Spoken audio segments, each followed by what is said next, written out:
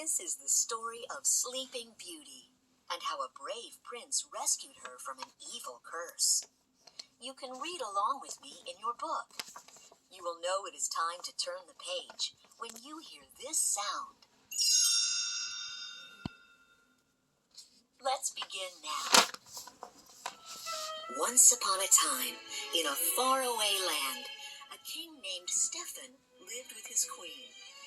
For many years, they longed for a child. Finally, their wish was granted. A daughter was born, and they named her Aurora.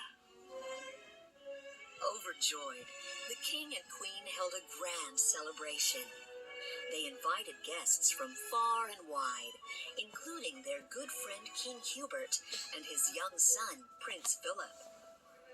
The two kings decided that one day, Phillip and Aurora would marry, and their kingdoms would be united. Soon, the royal herald announced the arrival of 3 more guests. Their most exalted excellencies, the 3 good fairies, Mistress Flora, Mistress Fauna, and Mistress Merryweather. The fairies looked fondly at the infant princess. Flora stepped forward. Each of us the child may bless with a single gift. No more, no less. Flora waved her wand. Little princess, my gift shall be the gift of beauty. Fauna was next. My gift shall be the gift of song. Merryweather was about to grant her gift when suddenly a great gust of wind blew open the castle doors. Thunder clapped, and a tall figure appeared, surrounded by an eerie green glow. It was the evil fairy Maleficent. I really felt quite distressed at not receiving an invitation. And to show I bear no ill will, I, too, shall bestow a gift on the child. A wicked smile crossed Maleficent's face. The princess shall indeed grow in grace and beauty.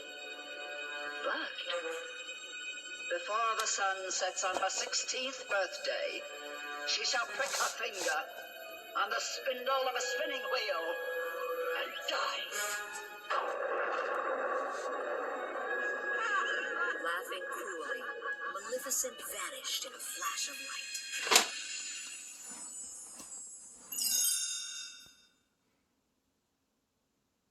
The king and queen were filled with worry. Flora, Fauna, and Merryweather tried to reassure them. Don't despair, your majesties. Merryweather still has her gift to give. The fairies knew that Maleficent's power was too great for Merryweather to undo the curse. But she could soften it. Sweet princess, not in death, but just in sleep, the fateful prophecy you'll keep. And from this slumber you shall wake, when true love's kiss the spell shall break. Even though Merryweather had softened the curse, the fairies were certain Maleficent would stop at nothing to fulfill her evil prophecy. How could they keep Aurora safe? There must be some way. Suddenly, Flora had an idea. There is. She told the others her plan. They would disguise themselves as normal peasant women and raise the princess in secret, far away from the castle. With heavy hearts, King Stephen and his queen agreed to the plan. They watched sadly as the 3 fairies whisked the tiny princess away, promising to return on her 16th birthday.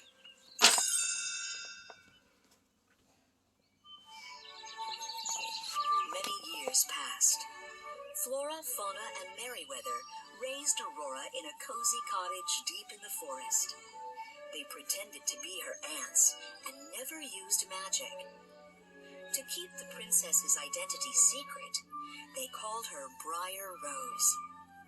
The young girl grew in grace and beauty, never knowing she was truly a princess. On the morning of her 16th birthday, Briar Rose caught the fairies whispering in the kitchen. And what are you three dears up to? The fairies were startled. Merryweather quickly spoke up. We want you to pick some berries. That's it, berries. They didn't want Briar Rose to find out they had a special birthday celebration planned.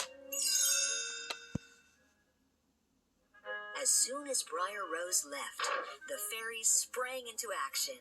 Oh, will she be surprised? A real birthday party.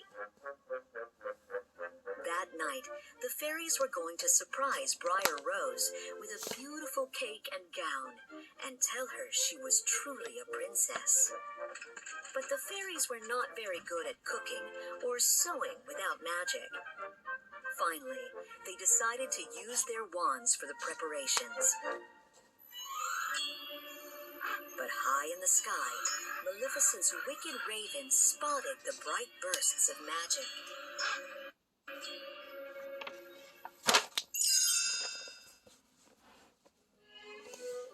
Meanwhile, deep in the forest, Briar Rose told her animal friends about a prince she had dreamed of.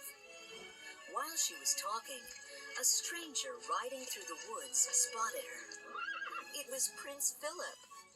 He loved Briar Rose's story and asked her to dance. Briar Rose hesitated. She wasn't supposed to speak to strangers. Prince Phillip smiled. But don't you remember? We've met before. You said so yourself. Once upon a dream. The two shared a dance and quickly fell in love.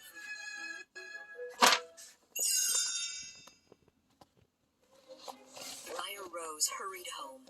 She couldn't wait to tell her aunts about her new true love. When she arrived and saw their beautiful gifts, her heart felt as though it would burst. Oh, you darlings, this is the happiest day of my life. Just wait till you meet him. Him? The fairies grew very worried. They didn't know the man Briar Rose had met was Prince Phillip. You're already betrothed to Prince Phillip, dear. Flora explained that Briar Rose was actually Princess Aurora. Tonight we're taking her back to her father, King Stephen. Aurora was heartbroken, but she dutifully went with the fairies to the castle. As they left, they didn't see Maleficent's raven watching them go.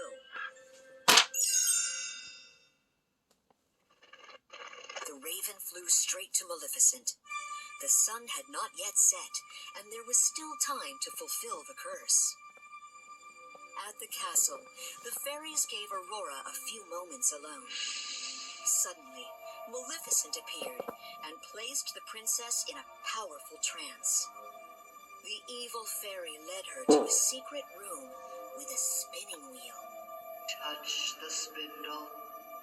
Touch it, I say. Aurora touched it and instantly fell into a deep sleep. Maleficent cackled as Flora, Fauna, and Merryweather found Aurora collapsed on the floor. Then Maleficent vanished.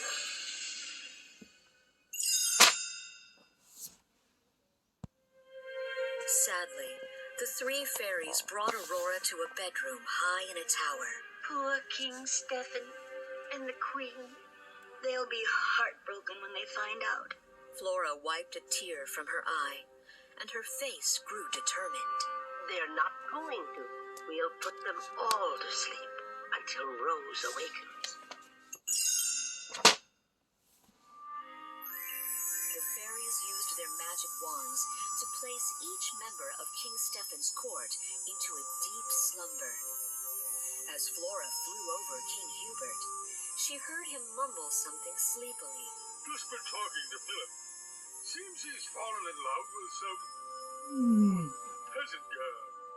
Flora gasped. Peasant girl. Rose. Prince Philip. She realized that the man Aurora had met in the forest, her one true love, was actually Prince Philip. He was the only one who could break the curse. Flora cried out to the other fairies. Come on. We've got to get back to the cottage. Meanwhile, Prince Phillip was determined to find the young woman he had danced with in the woods. He rode up to the cottage door, but the moment he stepped inside, Maleficent's evil henchmen ambushed him. The evil fairy couldn't risk Philip's breaking her spell on the sleeping princess. Maleficent locked Prince Philip away in her castle dungeon. But just when all seemed lost, the three good fairies arrived. Quickly, they undid the prince's chains. Flora waved her wand. The road to true love may be barred by still many more dangers. So arm thyself with this enchanted shield of virtue and this mighty sword of truth. Maleficent was furious when she saw the prince had escaped. Before he could reach the castle, she transformed into a fearsome dragon and blocked his path. Now shall you deal with me, O prince.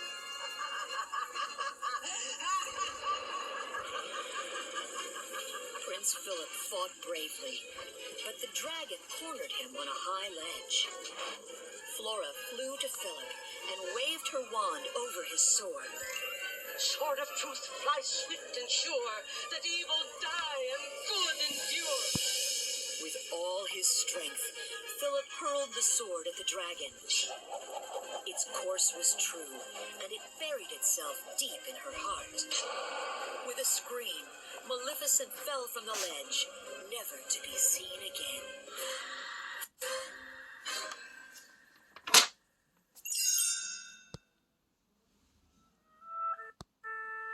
Flora, Fauna, and Merryweather quickly led Philip to Aurora's tower. When he reached Aurora's bedside, he gazed lovingly at the sleeping princess. It was the same beautiful girl he had met in the forest. Gently, he laid a soft kiss upon her lips. Aurora's eyes fluttered open, and she smiled. Together, the prince and princess walked down the steps to the great hall. Now that Aurora was awake, the rest of the kingdom began to stir from their slumber as well. King Stefan and the Queen were overjoyed to see their daughter. It's Aurora! She's here! Aurora hugged her parents. Then she and Philip began to dance. The three fairies watched happily.